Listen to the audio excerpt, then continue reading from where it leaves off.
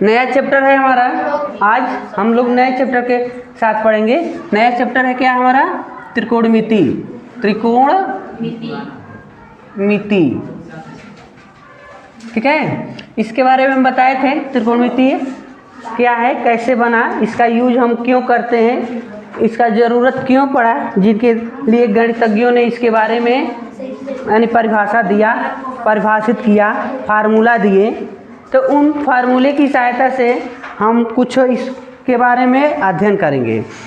त्रिकोणमिति अनुपात, ठीक है। हम फार्मूला आपको बता चुके हैं इसके पहले, बट एक बार आपको पुनः यहाँ रिवाइज करते हैं, दिखाते हैं फार्मूला क्या है। आपको बताया गया था कि त्रिकोणमिति में हम जिन त्रिभुज का प्रयोग करेंगे, ये तो अनिवार्य है कि हम त्रिभुज का प्रयोग करेंगे, लेकिन कैसे त्रिभुज का प्रयोग करेंगे? तो समकोण त्रिभुज का प्रयोग करेंगे। इसमें हम बार बार एक समकोण त्रिभुज का ही प्रयोग करेंगे, ठीक है, जिसमें एक कोण 90 डिग्री 90 अंश का अनिवार्य रूप से होगा। एक कोण 90 अंश का अनिवार्य रूप से होगा, ठीक है। त्रिभुज का नाम यदि ABC हो, ठीक है। तो अब देखो, अगर इसको आप आधार लेते हैं, आधार, और इसको लंब, तो सबसे बड़ी भुजा कर्ण हो जाएगी। आपको पता होना चाहिए कि त्रिभुज की सबसे यानी समकोण त्रिभुज की सबसे बड़ी भुजा कर्ण होती है। वैसे तो बहुत सारे त्रिभुज हैं, ठीक है बाबू। त्रिभुज में जो सबसे बड़ी भुजा होती है यानी समकोण त्रिभुज में सबसे बड़ी भुजा कर्ण होती है, लेकिन सब त्रिभुज में सबसे बड़ी भुजा कर्ण नहीं होती है। मान लो अगर त्रिभुज ऐसा बन गया हो तो हो सकता है कि आप कहोगे कि यह सबसे बड़ी भुजा है, लेकिन यह 90 डिग्री नहीं है, हो सकता है कि ये 110 हो, ठीक है। तो कर्ण उसको कहना है उसके जिस त्रिभुज के बड़ी भुजा के सामने का कोण 90 अंश हो। त्रिभुज के बड़ी भुजा के सामने का कोण 90 अंश हो तो वही कर्ण कहलाएगा, और वह समकोण त्रिभुज कहलाएंगे। तो इसमें देखो, ये तुमको देखकर भी लग रहा है कि ये सबसे बड़ी भुजा दिख रही है, तो इसके सामने का कोण 90 अंश है। अगर इसके सामने का कोण 90 अंश है तो ये कर्ण है। या जिस त्रिभुज में 90 अंश का कोण बना होता है और 90 अंश के सामने की भुजा क्या कहलाती है? कर्ण कहलाती है, ठीक है। तो ये लंब, आधार और कर्ण की बात हो गई, ठीक है। इसके बाद जो त्रिकोणमितीय अनुपात है बाबू, बताया गया था जो त्रिकोणमितीय अनुपात होता है, 6 त्रिकोणमितीय अनुपात होते हैं। 6 त्रिकोणमितीय अनुपात होते हैं, जिसमें से फर्स्ट यानी होता है साइन। अगर हम कोण ए लेते हैं, ए एंगल लेते हैं, तो साइन ए तो होता है लंब बट्टे कर्ण। दूसरा होता है कॉस ए, तो इनका होता है आधार बट्टे कर्ण। तीसरा होते हैं टैन ए, तो इनका होता है लंब बट्टे आधार। अब 3 को इनके उल्टा होते हैं। तो चौथा होता है, मान लो साइन का उल्टा, पहले हम टैन का उल्टा लेते हैं। टैन का उल्टा कॉट ए, तो इनका उल्टा कर दो, नीचे का ऊपर का, तो यहाँ हो जाएगा आधार बट्टे लंब। अब काश का उल्टा सेक ए, तो सेक का हो गया बाबू, इनका उल्टा कर देना है, कर्ण ऊपर और आधार नीचे। अब साइन का उल्टा कोसेक ए, तो ये ऊपर का नीचे, कर्ण बट्टे लंब। ये आपको त्रिकोणमितीय अनुपात बताया गया था। इस बेस पर हम काम करने वाले हैं, ठीक है। पाइथागोरस भी बताए थे। पाइथागोरस के बारे में हमने बताया था। पाइथागोरस, मान लो इसमें से 3 गो भुजा है त्रिभुज के, किसी 2 भुजा दिया गया हो और 1 भुजा न दिया गया हो, तो उसको ज्ञात करने के लिए हम क्या करेंगे? पाइथागोरस प्रमेय से, ठीक है।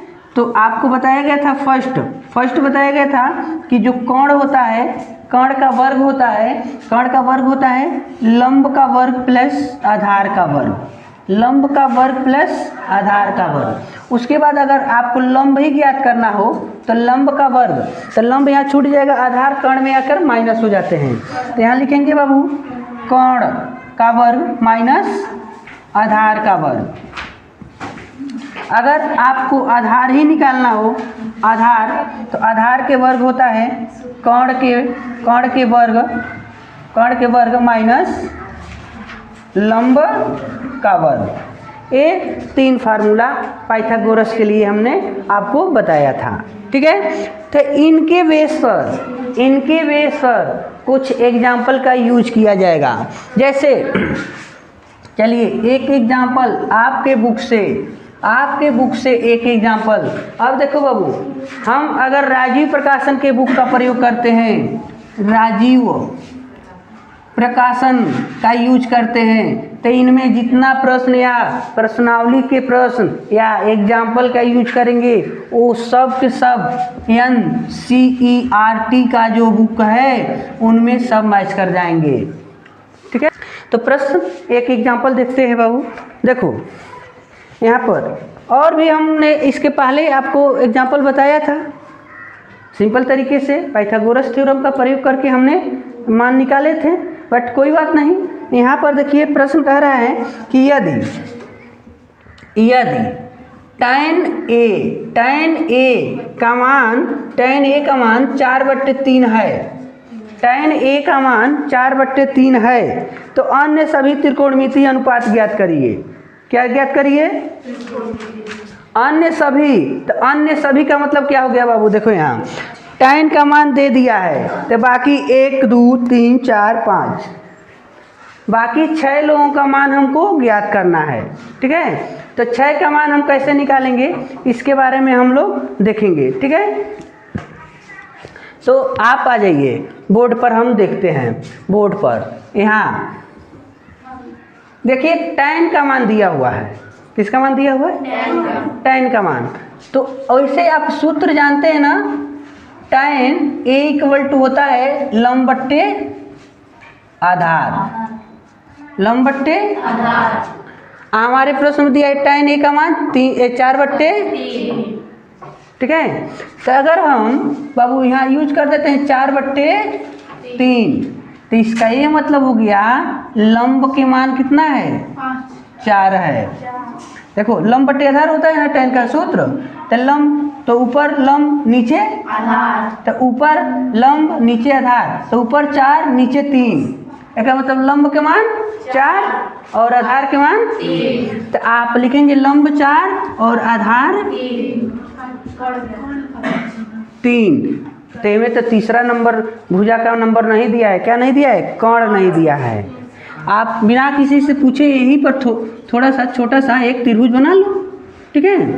तो ABC देखो, तो यहाँ कोण का दिया है A, तो हमने लिखा ABC, यानी जो कोण यहाँ दिया है त्रिभुज में उसी कोण के पास जाना है।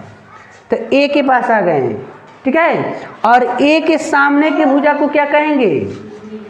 A के सामने की भुजा को लंब। तो अब लंब का मान 4, आप यहाँ लिख देंगे 4, ठीक है। और आधार 3, नीचे लिख देंगे 3। कर्ण बच गया ना? भाई कर्ण बच गया है ना? कर्ण पाइथागोरस थ्योरम से भी निकाल सकते हो, आना तो हम ट्रिपलेट बताए थे ना। ये बताओ 3 4 आता है, तो तीसरा नंबर का आता है 5 आता है, तो इसका मान 5 होगा। नहीं तो आप छोटी छोटी भुजा नहीं है, छोटी भुजा ना दिया गया है, तो छोटी भुजा के वर्ग करके जोड़ लो। छोटी भुजा को वर्ग करेंगे या जोड़ लेंगे, उसका वर्गमूल निकालेंगे, तब वही ना इसका मान होगा। तो इनका वर्ग करो 9, इनका वर्ग करो तो 16 9 25, और 25 का वर्गमूल 5, तो इसका मतलब यहाँ 5 आएगा, ठीक है। तो या तो बिना हल किए भी बता सकते हो, अगर नहीं वैसा काम करते हो तो पाइथागोरस जी किस काम आएंगे? इसी दिन के लिए हैं, यानी हमको ज्ञात करना है कर्ण, और कर्ण का फार्मूला इनका ई है, ठीक है। तो आ जाओ भाई, कर्ण हम निकालते हैं। तो कर्ण का वर्ग इक्वल टू लंब का वर्ग, हाँ, लंब यानी 4 के वर्ग, आधार के वर्ग यानी 3 के वर्ग, 4 के वर्ग, हाँ 4 के वर्ग 16, सही है, अच्छा ठीक है 16 और 3 के वर्ग 9, जोड़ लेते हो 25। तो यहाँ देखो, यहाँ कर्ण का वर्ग है, कर्ण का 25, तो इनका जब पावरवा हटा देंगे, पावर जब हटा देंगे तो क्या होगा 5 हो जाएगा। इसका मतलब हो गया कि हमको कर्ण का मान 5 मिल गया, ठीक है। तो निकालना क्या है, निकालना है बाबू, देखो tan का मान दिया हुआ है, केवल किसका मान दिया हुआ है, tan का मान, बाकी 5 लोग का मान निकालना है, 1 2 3 4 5, ठीक है। तो 5 लोग का मान हम निकालते हैं, थोड़ा सा यहाँ पर देखो इसके नीचे हम लिख देते हैं, ठीक है। फर्स्ट नंबर क्या निकालना है हमको, साइन, क्या निकालना है, साइन ए, साइन ए, साइन ए, डायरेक्ट मान लिख सकते हो, क्यों, क्योंकि फार्मूला तुम्हारे बोर्ड पर दिख रहा है, तो बार बार फार्मूला नहीं लिखेंगे, बट आप लोग कॉपी में बार बार फार्मूला लिखेंगे। तो यहाँ देखो साइन ए, और साइन ए का सूत्र क्या है, लंब बट्टे, तो लंब, लंब में से क्या है 4, कर्ण 5 है, कर्ण 5 हो गया। अब दूसरा है बाबू कॉस, काश से का मान चाहिए, तो काश का फार्मूला है आधार बट्टे कर्ण, तो में देखो आधार 3, आधार 3, आधार 3 और कर्ण 5, ठीक है। उसके बाद हमको चाहिए cot A, cot A, cot A का सूत्र है आधार बट्टे आधार लंब, तो उसमें से ढूंढो आधार कौन है, तो देखो यहाँ पे लिखे हुए किए हैं आधार 3 है, तो आधार 3 और लंब 4। उसके बाद tan का मान नहीं निकालना है हमको, सेक का मान निकालना है, सेक सेक सेक ए, तो सूत्र देखो बाबू, सेक का कर्ण बट्टे, तो इस त्रिभुजवा में कर्ण है 5 और आधार है 3। अब हमको कोसेक का मान चाहिए, एक कोसेक का मान, कर्ण बट्टे, तो कर्ण का नाम है 5 और लंब का नाम है 4। इस प्रकार बाकी अन्य का मान हमने निकाल लिया, मतलब किसी एक त्रिकोणमितीय अनुपात का मान दिया रहेगा तो उसके सहायता से आप एक त्रिभुज बनाएंगे, अगर उसमें जो भुजा गायब रहेगी उसका मान निकालेंगे, और उसके बाद अन्य जो 5 गो त्रिकोणमितीय अनुपात नहीं दिया रहेगा आप उसको इस तरीक़ा से कैलकुलेट कर देंगे, लेकिन बार बार आप इस फार्मूले को नोट करेंगे, आपको याद होना चाहिए, ठीक है। अगला एग्जाम्पल हम इसी तरीक़ा से देखेंगे, आप लोग देखिए। अब अगला क्या है, एक